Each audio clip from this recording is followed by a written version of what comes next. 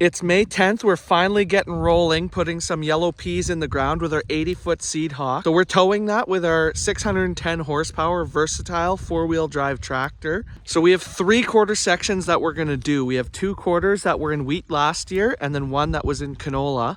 As far as field prep goes, we gave all the land a quick pass with the heavy harrow.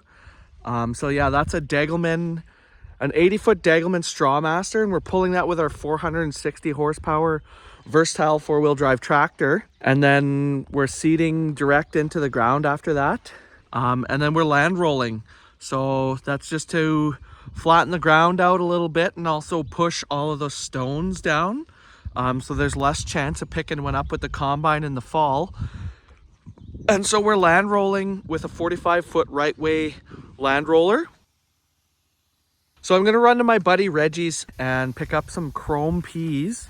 So what he does is he puts liquid inoculant on the seed with an old soybean treater, and then loads that straight into my tender unit. And then I'm gonna top off with some phosphate fertilizer out of our bin at the farm. And I'm gonna be loading that with an International 1086, an 8-inch auger out of our hopper bottom bin.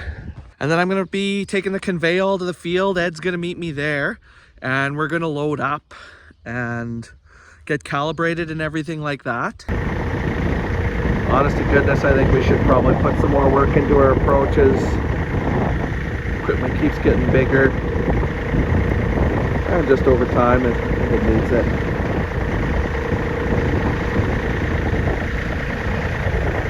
Amazing how good that rig follows though. So yeah, I'm just gonna basically wave to him to stop once he's underneath the spout. Then we'll get loading.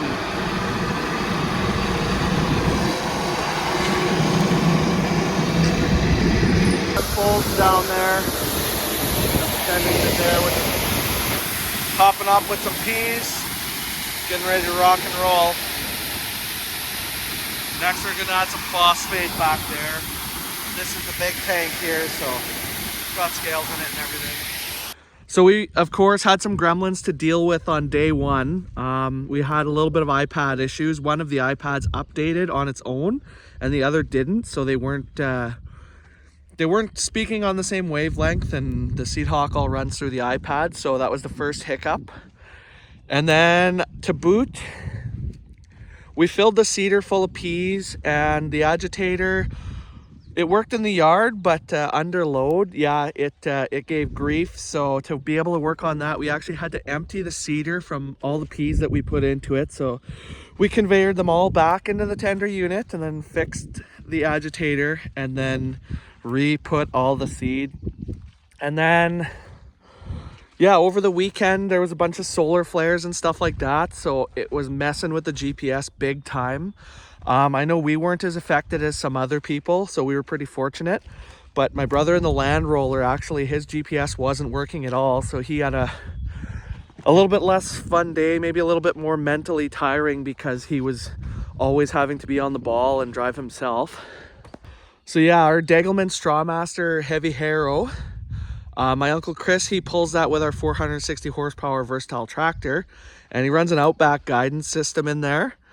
And yeah, so I think he runs about 9-10 miles per hour and just kind of levels off all the straw and the field and the crop residue from the year before, and also kind of does a test run for the seeder to know where it's wet and where it's not. And then yeah, so the seeder running down the road, I mean, he does like 10-11 miles per hour. Doesn't want to bounce the thing around too badly. And then yeah, once he's in the field, he unfolds and then we get her all loaded up. And yeah, he seeds at only like 4.5 miles per hour, because any faster and you throw dirt around. And so the shanks are actually 3 rows deep. And so if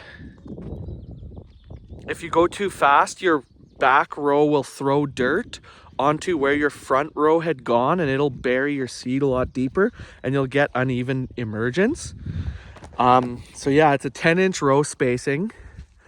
And so yeah, we're putting the inoculated seed down with phosphate, and also we're also putting down peat inoculant.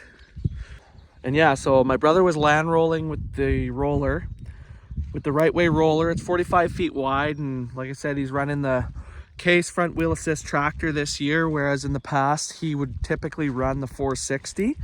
But it doesn't take a whole lot of horsepower to pull the land roller. And yeah, we had this tractor that we bought last year, so figured we'd put it to good use. And yeah, so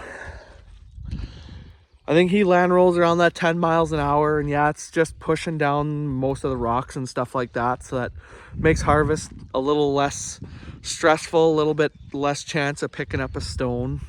So after this field was land rolled, I pulled into this field with the sprayer, our 4440 Case IH Patriot, and I hit it pre-emerge. We're just pumping water off our tanker in the yard here, and I'm sucking glyphosate off this coat. Yeah, just straight into the sprayer here. So should be ready to rock and roll shortly.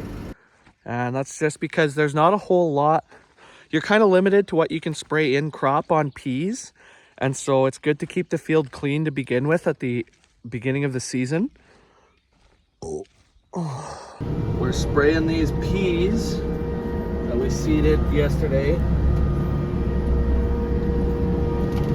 Like I said, a lot of people have been having GPS issues due to these solar flares, but I mean, we haven't been completely immune, but we've definitely been better off than some. Don't forget to hit the like button, subscribe to my channel, and maybe check out some other videos that I've made.